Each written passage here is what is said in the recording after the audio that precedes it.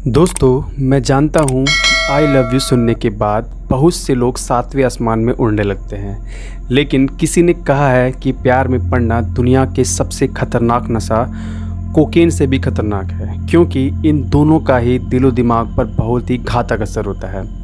लेकिन क्या आपको पता है कि इस आई लव यू ने इंसानों की दुनिया में ही नहीं बल्कि कंप्यूटर की दुनिया में भी तहलका मचा दिया था। ज़रा सोचिए, इंसानी दिमाग पर इसका असर तो दिखाई देता है, लेकिन इसने कंप्यूटर का दिमाग कैसे ख़राब किया होगा। तो दोस्तों, मैं आपको बता दूं कि आई लव यू एक कंप्यूटर वायरस है। जी हाँ, आपने बिल्कुल सही सुना, यह एक कंप्यूटर वायरस है। आई लव यू वायरस, जिसे कभी कभी लव बग या लव लेटर के रूप में जाना जाता था, यह एक कंप्यूटर वायरस है जिसने 5 मई सन 2000 को और उसके बाद 10 दिनों में करीब 10 मिलियन से अधिक विंडोज़ पर्सनल कंप्यूटर को करप्ट कर दिया था। यह वायरस स्टार्टिंग में ईमेल के रूप में फैलना स्टार्ट हुआ था। उस समय ईमेल में एक अटैचमेंट आता था जिस पे लिखा होता था लव लेटर फॉर यू, और उसका एक्सटेंशन फाइल नेम होता था txt.vbs। उस समय के विंडोज़ कंप्यूटरों में ये फाइल डिफ़ॉल्ट रूप से हिडन होती थी और यूज़र जाने अनजाने में उसे जब खोलता तो एक visual basic script file open होने लगती थी और देखते देखते कंप्यूटर की सभी फाइल अपने आप खुलने लगती थी। इसके अलावा माइक्रोसॉफ्ट आउटलुक पे अपने आप ईमेल सेंड होने लगते थे। ये वायरस कुछ ही देर में कंप्यूटर की लोकल मशीन को इतना डैमेज कर देती थी कि कंप्यूटर यूज़र के कंट्रोल से बाहर हो जाता था और कुछ ही देर में कंप्यूटर का सारा डेटा लॉस्ट हो जाता था और कंप्यूटर अनबूटेबल हो जाता था। अब इतना जानने के बाद आप ये ज़रूर जानना चाहेंगे कि इस वायरस को बनाया किसने था। अब आप सोच रहे होंगे कि वायरस को कोई कैसे बना सकता है, लेकिन मैं आपको बता दूं कि कंप्यूटर वायरस एक कंप्यूटर प्रोग्राम होता है जिसे कंप्यूटर प्रोग्रामर या कंप्यूटर के एक्सपर्ट बना सकते हैं। तो दोस्तों, इस आई लव यू वायरस को फिलीपींस के मनीला में कॉलेज के छात्र ओनेल डी गुजमैन ने बनाया था, जो उस समय एक 24 वर्ष का लड़का था। डी गुजमैन एक गरीब लड़का था और उस समय इंटरनेट एक्सेस बहुत महंगा होता था और उस समय उसके लिए इंटरनेट इस्तेमाल करने के लिए पैसे नहीं होते। तो उसने सोचा क्यों ना दूसरे इंटरनेट यूज़र के आईडी पासवर्ड को चुरा लिया जाए और उससे इंटरनेट यूज़ किया जाए, क्योंकि उसका मानना था कि इंटरनेट यूज़ करना हर किसी का एक मानवाधिकार है। उसे लगा वह चोरी नहीं कर रहा है, लेकिन उसे नहीं पता था कि उसके द्वारा बनाया गया ये कंप्यूटर वायरस पूरी दुनिया में फैल जाएगा।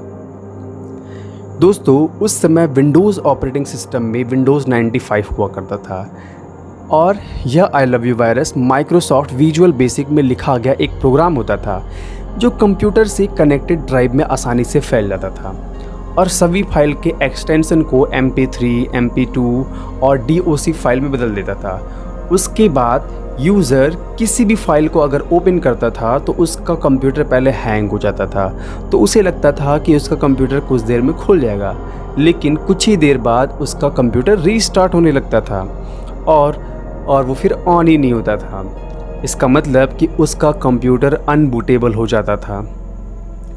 दोस्तों, यह वायरस पहले सन 2000 में बनाया गया था। उसके बाद कुछ ही दिनों में यह हांगकांग, यूरोप और पूरे पश्चिमी देशों में फैल गया था। एक सर्वे के अनुसार उस समय करीब 15 अरब अमेरिकी डॉलर का नुकसान हुआ था, जो आज के ज़माने में इतना ज़्यादा है कि हम उसकी कल्पना भी नहीं कर सकते हैं। और देखते ही देखते 10 दिनों के अंदर 50 मिलियन के आसपास कंप्यूटर करप्ट हो गए थे। बाकी जो बचे कुछ देश थे, उन्होंने इस वायरस से बचने के लिए ईमेल को यूज़ करना ही छोड़ दिया था। अब इतने नुकसान के बाद इन्वेस्टिगेशन हुआ और ओनेल डी गुजमैन पकड़े गए। हालांकि उसने अपने आप को बचाने की बहुत कोशिश की, लेकिन कहते हैं ना कि हर कातिल अपना सुराग छोड़ जाता है। तो ओनेल डी गुजमैन के द्वारा बनाया गया यह वायरस उनके हार्ड ड्राइव में कहीं न कहीं बच गया था।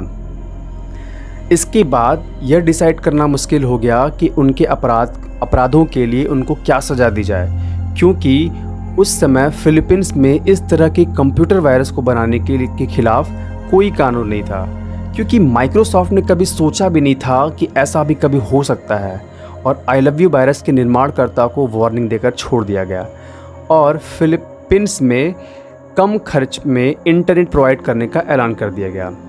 इसके बाद से ही मार्केट में एक से एक एंटीवायरस प्रोग्राम आए, एंटीवायरस सॉफ्टवेयर भी उसको आप कह सकते हैं, जैसे क्विक हील आया, के स्प्रे आया, गार्जियन एंटीवायरस सिक्योरिटी आया। तो ढेर सारी एंटीवायरस सिक्योरिटी प्रोग्राम आए जिसने दावा किया कि कंप्यूटर को बेहतरीन सिक्योरिटी प्रोवाइड करेंगे। लेकिन वो कहावत आपने सुनी होगी कि हर बाप का एक बाप होता है। इतिहास गवाह है कि किसी न किसी वायरस की वजह से कंप्यूटर वर्ल्ड हमेशा परेशान ज़रूर रहा है, चाहे कितना भी मजबूत एंटीवायरस बना लिया जाए। बात करें 2021 की तो आज विंडोज़ डिफेंडर है जो काफ़ी हद तक सिक्योरिटी प्रोवाइड कराता है। तो दोस्तों, आपको ये जानकारी कैसी लगी कमेंट करके ज़रूर बताएं, और अगर आपको मेरी वीडियो अच्छी लगी हो तो प्लीज़ मेरे चैनल को सब्सक्राइब करें, मेरी वीडियो को लाइक करें और फिर ज़्यादा से ज़्यादा शेयर करें। तो आज मैं आपके से एक छोटा सा क्वेश्चन पूछता हूँ कि 2021 में जो लेटेस्ट कंप्यूटर वायरस है उसका नाम क्या है। तो दोस्तों, इस सवाल का जवाब आप कमेंट बॉक्स में ज़रूर लिखें। तब तक के लिए धन्यवाद, मिलते हैं नेक्स्ट वीडियो में।